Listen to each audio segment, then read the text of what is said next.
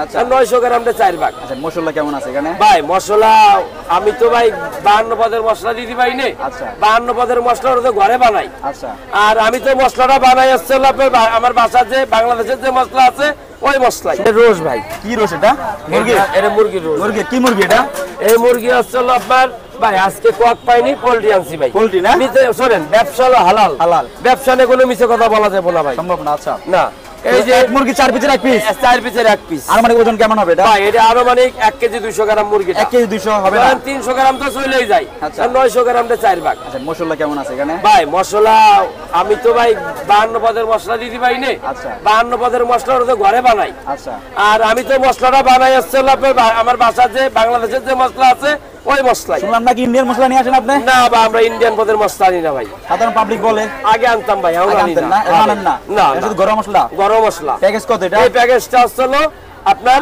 বেশি না ভাই 120 টাকা। 120 টাকা হ্যাঁ এত কমে দিচ্ছেন ভাই ভাই এত কম আমার বেশি এত বড় মুরগি হ্যাঁ ভাই এত বড় মুরগি ভাই মুরগি আপনার যাই হোক আচ্ছা ওই যে আপনার কথা আমার বেশি সেল হ্যাঁ লাভ কম। লাভ কম ভাই একটা কথা বলি শুনেন আচ্ছা। এটা কিন্তু কোনো ইউটিউবারের দোকান না। কার দোকান? এটা হাসান মামার দোকান। হাসান মামার দোকান এটা হাসান মামার দোকান। ছবি দেখে সবাই ছবিটা দেখে খান সবাই ছবিটা দেখে খান। আচ্ছা সেক্ষেত্রে আসবে কোথায় এখানে আসবে হলো স্টেডিয়ামের 4 নম্বর গেটের পাশে শেরা বাংলা স্টেডিয়ামের 4 নম্বর গেটের পাশে। ওকে